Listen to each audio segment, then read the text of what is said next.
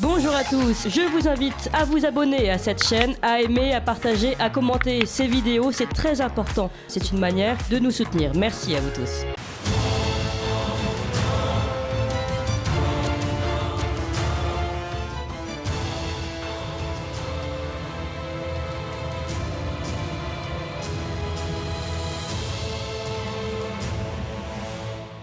La colère gronde et s'amplifie du côté des éleveurs concernant le loup. Cela fait des années qu'ils dénoncent le manque de moyens ou même des moyens inappropriés pour lutter contre l'implantation croissante de ce prédateur sur le territoire. Mais rien n'y fait, le nombre d'attaques et de victimes continue inexorablement d'augmenter. Et le 1er juin dernier, plusieurs organisations, parmi lesquelles la FNSEA, la FNO, la FNC, la FNB, tous les syndicats d'éleveurs organisaient des toutes premières assises de la prédation pour évoquer ce problème. Tout ceci se passait à Chorges dans les Hautes-Alpes avec en point de mire le nouveau plan loup censé être dévoilé par le gouvernement dans l'été. On attendait d'ailleurs les présences des deux ministres à ces assises, Marc Fesneau, le ministre de l'Agriculture, et Bérengère Couillard, la ministre de la Transition écologique. Le tout dans une volonté de dialogue et de compréhension. Oui, mais voilà, visiblement pas pour tout le monde, puisque il se trouve qu'un militant bien connu de la lutte contre le loup, que nous avons déjà reçu ici, un Bruno Lecomte, s'est vu refuser son inscription. Alors pour essayer de comprendre ce qu'il s'est passé et puis de voir en quoi le loup pose problème aujourd'hui en France, nous sommes justement ce matin avec Bruno Lecomte. Bonjour Bruno Lecomte. Oui, bonjour à tous. Vous êtes éleveur de chèvres à la chèvrerie du Brabant, à la Bresse, représentant du collectif L113 qui donc dénonce tous ces excès et tous ces problèmes du loup en France aujourd'hui et puis même en Europe plus largement. Et vous êtes représentant également de la carte de prévention européenne. Alors, est-ce que vous pouvez nous raconter comment vous êtes vu refuser cette inscription aux assises de la prédation ? Pour rappel, quand même, je ne suis pas un anti-loup primaire, je suis pour l'élevage plein air, je suis pour des produits de qualité et je suis aussi pour la biodiversité. Et à cause des loups, on est en train de perdre ces trois objectifs que tout le monde voudrait, parce que jusqu'à maintenant, on n'a pas trouvé de moyens de cohabitation qui permettrait de cohabiter justement avec ces grands prédateurs. Voilà, c'est le petit rappel important. C'est vrai que j'ai voulu m'inscrire en fait à ces assises. J'ai pas pu. On m'a donné déjà un accord que oui, et après on m'a dit non parce que je m'appelais peut-être Lecomte Bruno, indépendant comme votre radio en fait, et je fais pas partie justement de ce réseau de FNSEA, FDSEA, GIA, etc. Et c'était réservé en fait à certains syndicats et c'était pas ouvert à tout le monde en fait. Voilà le pourquoi. Mais alors que vous avez dit qu'il y avait d'autres aussi, déjà on avait invité à ces assises des activistes pro-loup, authentiquement pro-loup, et en plus vous avez bien signifié qu'il y avait des personnes étrangères qui venaient, donc d'autres pays en France et en Europe, et qui elles avaient le droit de s'inscrire sans être forcément syndiquées. Oui, alors il y a le représentant de France Nature Environnement qui fait des fois des procès contre les éleveurs qui veulent se défendre. Qui sont vraiment des pro-loups, qui étaient justement invités à des tables rondes. Et donc, moi, ça me gênait un petit peu. Certains hommes politiques qui n'étaient pas FNSEA, etc. Donc, c'était mal représenté. Et il faut qu'on soit tout le monde, justement, pour pouvoir se battre contre ce grand prédateur qui nous est imposé, en fait, qui nous interdit de nous défendre. Voilà, donc je trouve ça un peu dommage que ça soit pas ouvert à tout le monde, quoi. On est d'accord. Et alors, de toute façon, vous m'avez dit en préparant cette émission que ces assises de la prédation ont été en quelque sorte, en tout cas, on avait une sorte de coup d'épée dans l'eau, puisque donc les deux ministres qui étaient annoncés, Marc Fesneau et Bérengère Couillard, ne sont finalement pas venus. On a dû se contenter d'une visioconférence de Marc Fesneau, forcément à distance. Donc finalement, ces assises ne vont pas avoir des grandes conséquences sur l'avenir des éleveurs. C'est là qu'on voit justement l'intérêt, en fait, le non-intérêt des ministères par rapport aux loups, et ils ne cherchent pas à trouver des solutions. Au contraire, les gouvernements successifs nous imposent de plus en plus de loups. Un objectif était normalement 500 loups. Les 500 loups sont largement dépassés. On a officiellement quasiment 1000 loups et en fait, on se rend compte qu'ils veulent encore plus de loups. Quand on arrivera à 1500, ils en voudront 2000, etc. En fait, on voit bien que on veut la fin de l'élevage. Et je comprends pas que justement aussi les syndicats ne se battent pas plus justement pour éviter ce fléau, quoi. C'est un réel problème qui concerne pas tout le monde pour l'instant. Au niveau de l'intensité des attaques, par contre, on voit bien au niveau européen, ça concerne tout le monde. Les problèmes vont s'amplifier d'année en année. On arrive à 12 500 animaux tués, quels que soient les moyens de protection. Oui, parce que justement, ce que vous dénoncez aussi, c'est que, alors même ce plan loup qui est annoncé pendant l'été, vous n'en entendez pas grand-chose, pardon, puisque voilà, ce sont toujours les mêmes choses. On met des faux moyens finalement, ou des moyens pas du tout assez efficaces pour lutter contre un animal aussi intelligent que le loup, pour protéger les élevages. Oui. Alors, je suis peut-être gênant justement parce que j'ai une autre vision de voir les choses. Je parle aussi de cette financiarisation de la nature, que Bien sûr. justement les gouvernements veulent. J'avais envie aussi de poser des questions au ministère de l'Environnement, Bérangère Couillard, parce qu'elle veut arriver à 10% de zones réensauvagées en France. Où elle veut les mettre? Est-ce que l'agriculture serait autorisée? Est-ce que nos chiens de protection seront autorisés? Est-ce que les clôtures seront autorisées? Il y a plein de questions à lui poser. Elles n'ont pas pu être adressées parce qu'elles n'étaient pas là. Bien sûr. Et donc, mais ces moyens de protection, alors que vous qui connaissez vraiment bien la problématique, en quoi, par exemple, voilà, les clôtures, les chiens sont pas suffisants pour lutter contre la présence du loup? J'étais en Hollande là, quelques jours avant justement ces assises et on voit bien que même des clôtures qui font 2 mètres de haut à grillage d'1,60 m, clôture barbelée au-dessus, les loups y passent. En fait, il prend le temps d'analyser, il prend le temps de voir si s'il y a un risque sur lui ou pas. Tant qu'il n'a pas de conséquences létales sur lui ou corporelles, le loup, il va essayer de continuer à attaquer les troupeaux. Voilà, il faut vraiment comment dirais-je, une réponse corporelle ou létale sur les loups pour pouvoir vivre et cohabiter avec les loups. Tant qu'on n'arrive pas à ça, on aura toujours du mal à y arriver. Je précise. Voilà, pour preuve, Oui, allez-y, on je ne vous en trouve prie. pas vraiment de solution. J'étais en Espagne cet hiver, j'avais un document que je vous avais envoyé Complètement. justement, que vous puissiez le vérifier avant. En Espagne, là, on dit que ça se passe bien.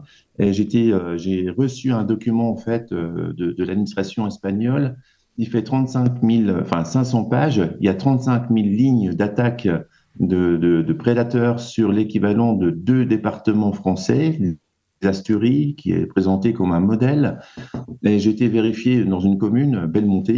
Ils ont perdu, écoutez bien, 800 chevaux en 5 ans tués par les loups. 800 chevaux. Alors, c'est là qu'on voit qu'en Espagne, ils ont des loups déjà depuis très longtemps. On nous dit que ça se passe bien, mais quand ça n'arrête pas de proliférer, ces loups, eh ben, ils ont tué tous les moutons, ils ont tué tous les caprins. Il y avait des vallées où il y avait 1000 chèvres. Dans une vallée, là, dans la Belmonte, là, il y avait 1000 chèvres. Maintenant, il n'y a plus de chèvres, il n'y a plus de brebis. Ils s'attaquent maintenant aux bovins et aux équins. Ils font des élevages un peu comme nous, les bovins, dans les Asturies. Et ils ont déjà tué 800 chevaux en 5 ans. Voilà à quoi on est condamné, en fait, vraiment à la fin de l'élevage. Et c'est vraiment la politique du gouvernement actuel, c'est d'avoir de moins en moins d'élevage. Et ça, je crois qu'on n'a pas très bien compris encore. Il faut que tout le monde puisse le comprendre. Oui. On veut la stratégie bas carbone qui veut de moins en moins de carbone. On veut ces zones de réensauvagement. C'est toute cette politique-là qu'il faut bien analyser aussi. Le loup n'est que l'outil, en fait, pour arriver à la fin de nos élevages. Il faut bien que tout le monde s'en rende bien compte. Il faut que tout le monde s'en rende compte et on reviendra aussi à la fin de cette partie sur la financiarisation de la nature. Mais je voulais aussi revenir avec vous sur une autre actualité qu'on avait évoquée ensemble en préparant cette émission. C'est la présentation ce week-end également du nouveau film de Jean-Michel Bertrand. Alors vous allez pouvoir nous expliquer qui est un peu Jean-Michel Bertrand et puis ce que vous avez fait vous pour prouver que ces dires étaient faux. Et puis ensuite on pourra écouter un éleveur que vous avez interviewé sur cette question-là. Oui, c'est bien dommage. Il y avait une radio nationale qui m'avait invité pour justement pouvoir discuter avec Jean-Michel Bertrand. J'ai pas pu y aller parce qu'en fait j'étais en Hollande, mais j'aurais été bien content de débattre avec lui. Je rappelle que Jean-Michel Bertrand prépare un 3e film sur le loup. Le 2e, en fait, j'ai eu quelques griefs avec lui parce qu'il avait fait un film mensonger, en fait. Il appelle ça un documentaire. C'est pas un documentaire, c'est une fiction. C'est un film qui s'appelle Marche avec les loups. On rappelle pour les auditeurs. C'est un film qui s'appelle Marche avec les loups et qui est sorti en 2019. Donc, qui a eu un succès. Voilà, et qui est passé dans plein de salles en France, au cinéma, et qui présente en fait très bien. En fait, il se permet de filmer des brebis et un berger, et il dit que pendant 4 ans, il n'a pas eu d'attaque. Moi, je connais pas beaucoup d'éleveurs qui, pendant 4 ans, s'ils sont entourés de loups ou de meutes de loups, ne subissent pas d'attaque. Donc, il fallait vraiment vérifier. Et effectivement, j'ai pris une photo au cinéma de la brebis qu'il avait filmée en gros plan. Et j'ai retrouvé donc l'éleveur propriétaire. Cet éleveur propriétaire, j'ai retrouvé ses coordonnées, hein, donc je l'ai appelé, je lui ai demandé, bonjour monsieur, est-ce que vous avez bien le numéro de boucle qui apparaît sur la brebis lors du passage au cinéma? Est-ce que vous avez bien le numéro d'exploitation numéro tant? Il me dit oui. Est-ce que vous saviez que vos brebis passent tous les soirs au cinéma, un peu partout en France? Et il dit non, je ne savais pas. On Et a c'est dit l'extrait. dans le film qu'il n'y a pas d'attaque. D'accord. On va avoir l'extrait, on va le passer tout de suite. Je vous propose de le passer à l'antenne et puis vous réagissez ensuite. D'accord.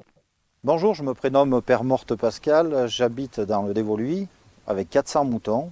J'exploite l'alpage qui est juste là derrière, où monsieur Jean-Michel Bertrand, réalisateur, a fait un film qui s'appelle La Marche des loups, juste derrière mon alpage, sur lequel il a utilisé mon troupeau, dont une brebis que j'avais achetée à monsieur Alain Michel, que je suis propriétaire aujourd'hui. Et donc, il ne m'a jamais demandé l'autorisation d'utiliser mes moutons. S'il me l'avait demandé, j'aurais fortement refusé parce que je trouve inadmissible qu'on tourne un film sur les loups à l'insu du monde agricole, qui est complètement mensonger, sur lequel moi j'ai subi des attaques depuis 4 ans. Voilà, donc on voit bien que ce berger, cet éleveur, pardon, a subi des attaques, contrairement à ce qui est prétendu dans le film. Oui. Voilà. Et donc, c'est tout dans le film, en fait. Il fait croire que tout se passe bien un peu partout en France. Et en fait, c'est fou. C'est faux. Il y a des attaques partout, même sur les lieux du tournage qu'il a fait. Donc, j'ai relevé tous ces lieux de tournage et on a pu démasquer tous ces mensonges.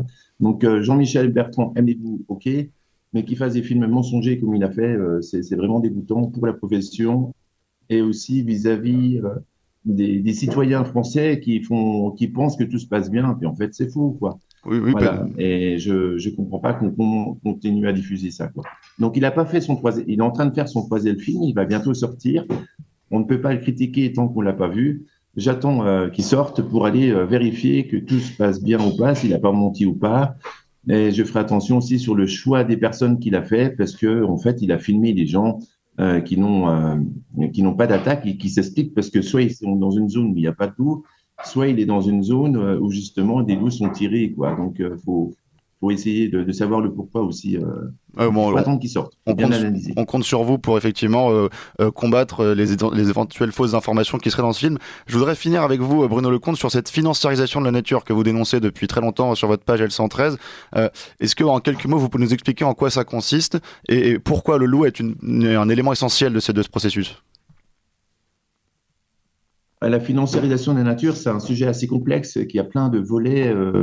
Et donc, on peut traiter un ou deux volets, mais on ne peut pas tout traiter parce qu'il y a plein de ramifications sur plein de lieux, enfin, sur plein comment dirais-je, de secteurs, et avec plein de moyens. En tout cas, c'est important de rappeler qu'on n'interdit pas la pollution, on la compense. Tout est fait sur la compensation. Donc, on doit donner une valeur à la nature pour pouvoir ensuite la compenser. Et on peut la compenser comme ça avec, si c'est en euros, on peut la compenser avec n'importe quoi, n'importe où. Et c'est ça qui est dangereux, parce que déjà, on n'interdit pas la pollution. Et la deuxième chose, c'est que il y a des endroits qui sont compensés et qui n'ont rien à voir justement avec le secteur qui avait été pollué. Et un exemple, moi, je suis d'accord pour qu'on fasse, pourquoi pas, de la compensation au sein d'une exploitation, au sein d'une région. Le problème, c'est que je n'ai pas envie de compenser la pollution des autres départements. Et c'est ça le problème. C'est que nous, éleveurs, on est dans des régions à faible potentiel agricole. Souvent, ceux qui font de l'élevage plein air, hein, c'est ceux qui font de l'élevage avec un faible potentiel agricole. On ne peut faire que de l'élevage en montagne. Et donc, toutes les zones montagneuses ne sont pas faites justement pour faire plein de production. Et on va les utiliser aussi pour faire de la compensation et donc d'une sorte de réensauvagement. Et voilà. Et donc, pour faire partir les éleveurs, on nous impose, moi je le vois vraiment comme ça, on nous impose les grands prédateurs, que ce soit des ours ou des loups, et on sait très bien qu'on n'y arrivera pas à cohabiter, et donc on va dégager. On serait en Inde, on serait en Afrique, on nous ferait partir de façon militaire aussi s'il faut, hein, on nous fait dégager. En France, on ne peut pas nous faire partir comme ça. Donc, on nous impose de cohabiter avec des grands prédateurs qui savent d'avance qu'on n'y arrivera pas et qu'on va abandonner. On sacrifie les éleveurs pour compenser, pour compenser les très grandes pollutions des grandes entreprises nationales et internationales. Merci en tout cas beaucoup. On compte sur vous. On va évidemment vous réinviter pour parler de ce sujet essentiel, Bruno Lecomte. Je rappelle que vous êtes éleveur de chèvres à la chèvrerie du Brabant. On invite nos auditeurs à vous rendre visite à la presse puisque vous faites visiter votre lieu de production. Vous êtes également représentant du collectif L113 et représentant de la carte de prédation européenne. Merci beaucoup.